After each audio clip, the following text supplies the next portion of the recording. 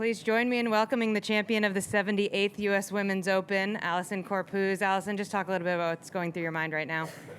Yeah, I mean, my mind's racing. I mean, like I said yesterday, like this is really a dream come true, and it was something I dreamed of, but at the same time, kind of just never really expected to happen. So, just trying to take it in and enjoy the moment. Talk about today. Were you leaderboard watching? What were you feeling kind of coming down the stretch? Yeah, I didn't look at the leaderboard much. I mean, I got off to a pretty good start, and I kind of figured, just keep my head down, keep playing my game. Accidentally saw a leaderboard, I think on 14 or 15. But just tried to stick to the same game plan and just told Jay, let's try to make a few birdies coming in, and let's just bring it home. What are some of your early memories of the U.S. Women's Open, and kind of what sticks out to you about this championship?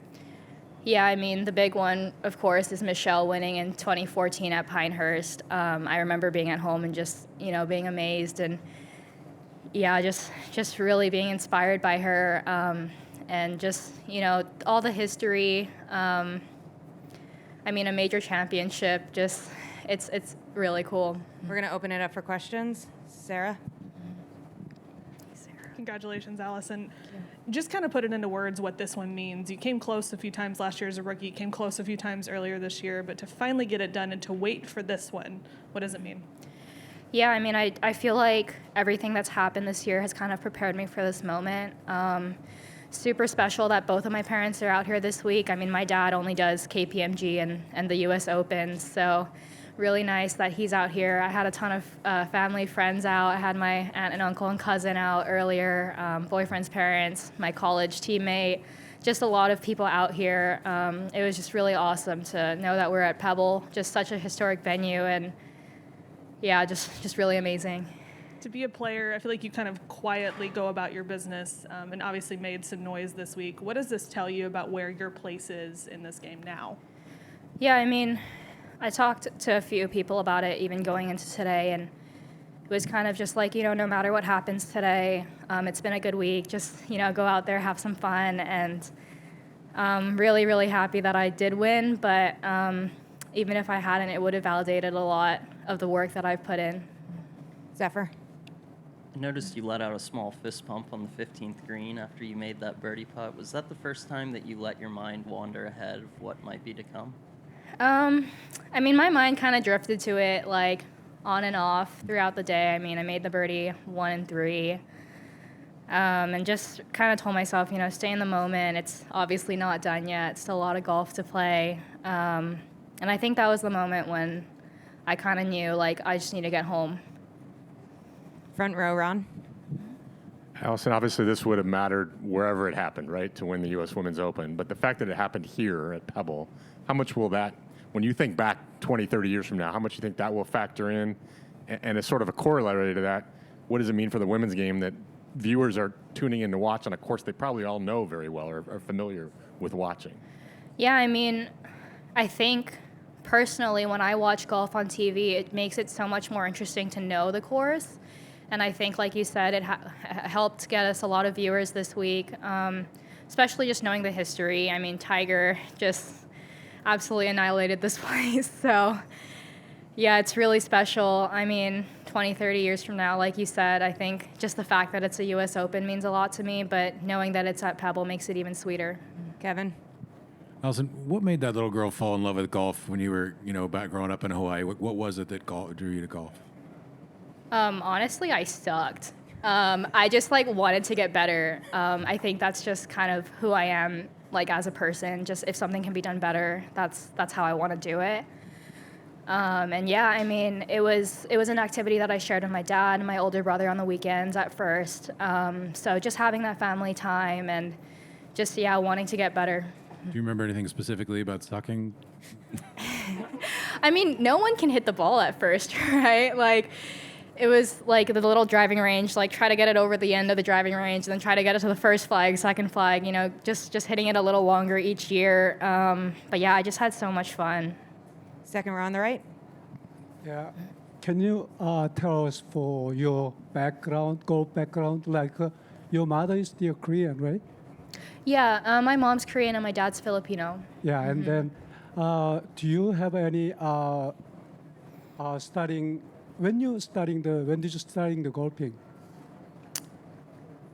I started when I was like 4 or 5 years old.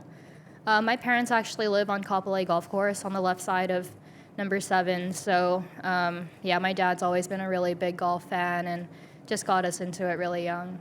Okay, and then you're part of the Korean too, right? Yes. Okay, congratulations. Thank you. Back left, Beth Ann.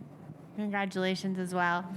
What's the biggest obstacle you think you had to overcome in your career/life to get to this point?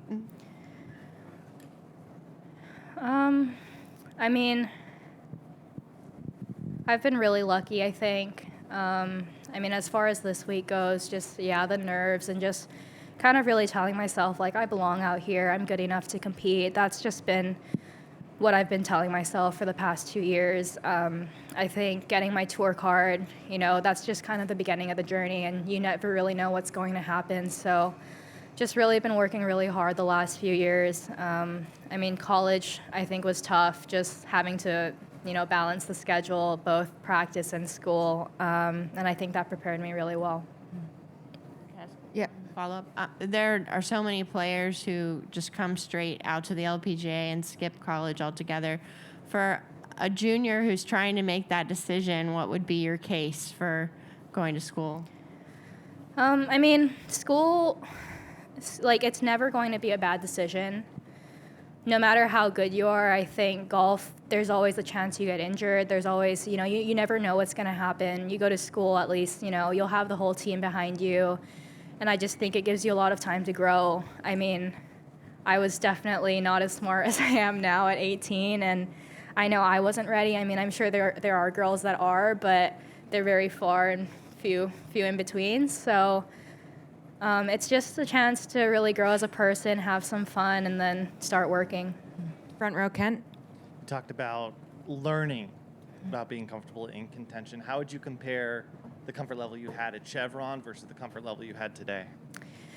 Yeah, Chevron, I honestly just wasn't hitting the ball well, like kind of the whole week, just kind of scraping it around the course a bit and just managed to make some really good putts. My swing just felt really solid coming into this week, so there was just that level of comfort as far as my game went. And I think just being in that position before, you know, instead of thinking like, oh man, I'm in the final group, you know, like I don't know what's gonna happen. Just go out there, have some fun, and just know like I was in the final group for a reason. Like I played really well, and it's gonna be a good week.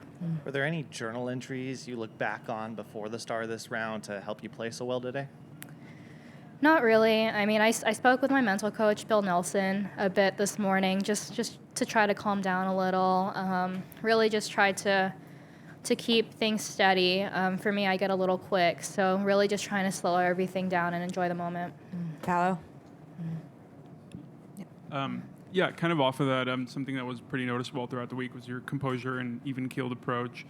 Has that been something that you've learned or worked on? I know you've worked with Bill, but or is that kind of how you always been, even growing up, and kind of what do you attribute that to? Yeah, I think I've always had a pretty calm demeanor. Not so much on the inside, but projecting that outwardly, I've always been pretty calm. And I just like to take a bit of time to think about things. That's just kind of who I am. What was going on the inside today? A lot of emotions, just a lot of gratitude to be out here. Back to Kevin. Allison, when you were young and you started to sort of, I guess, break some of Michelle's kind of accomplishments, was that ever overwhelming that people were like, oh my gosh, the next Michelle Wie, considering who Michelle was and just the massive amount of attention on her? Yeah, I mean, I think like I said, I kind of never really thought I'd get this far. Just watching Michelle, she's been such a huge role model to me, and it was really awesome to break her record for the public links. But it's just, I mean, I've never really compared myself to her, I think. I've always wanted to make my own name. She's just served as a really big inspiration. What do you remember about the public links when you first got that? I just remember golf being so hard. The course was really long. I didn't hit it as far back then. But again, just another really awesome experience. Back right to Sarah. Allison, that final moment obviously is always going to be an emotional one, but what did you and Jay maybe say to each other? Obviously, you had some tears, but what were you all kind of saying to each other back and forth? Just that we did it. I mean, I honestly haven't talked to him much since that last putt went in. Kind of got swarmed by my people, but yeah, really excited for both of us. He works really hard for me, and I mean, he's one of my best friends at this point, probably. So just to be able to share that with him is really special. I know you haven't had your phone yet, but just wanted to read you a tweet from former President Barack Obama. Congratulations to fellow Hawaiian Allisen Corpuz for winning the U.S. Women's Open. You make us all proud. Just the initial reaction to that.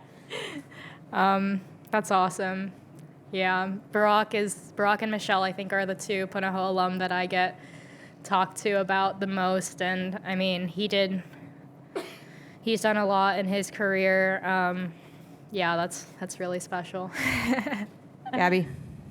Allison, major champion comes with a historic paycheck this week. Is there anything that you're going to buy for yourself? Not that I know of off the top of my head. I might upgrade a few flights, but nothing yet. I just bought a car in January, so I think that was my big purchase for the year. Can you talk a little bit about your relationship with your caddy, Jay, and how he's kind of helped you over the past year or so? Yeah, we just got randomly connected at the end of January last year, and he's just been on the bag ever since. We had a really good first week. He's just really calm, and I think he knows what to say in the right moments for me, especially since we've been working together for about a year and a half now. He was a pretty solid player on his own, and obviously married to Jennifer Kupcho. So, I mean, I think she gives him some advice to pass on to me. He has some advice for me, and yeah, just kind of has always felt like an older brother to me. He said there was a final round earlier this year where you were paired with Jin Young Ko and Nelly, and he saw your composure really shine through in that round and how it could reflect on a potential major victory. Did that round change anything for you?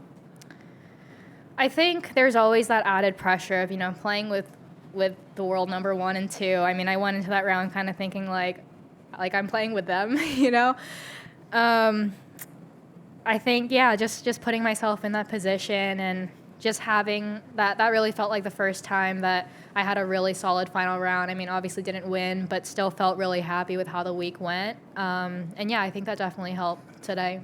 We're gonna go one more. Could you just give some insight on what you do work on with your mental coach specifically? Yeah. Lately, it's just been about keeping things the same, just taking a bigger perspective. Like I said, I tend to get a little quick, so really just taking a look at the bigger picture. Like this week, we're out at Pebble. I'm just really grateful to be able to play professional golf for a living. Left to Todd. Allison, you got put on the clock a couple times, correct? I was talking to Jay out there. How did you handle that? Just yourself. I know he was talking to you a little bit about it, but how did you handle it? And then you kind of came back with the back-to-back birdies once you were off. So tell me about it.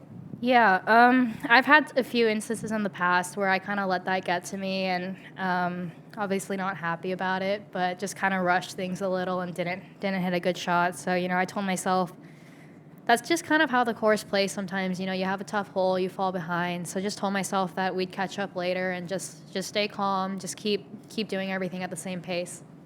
Jay said that he was surprised that they told you might get a one-stroke penalty.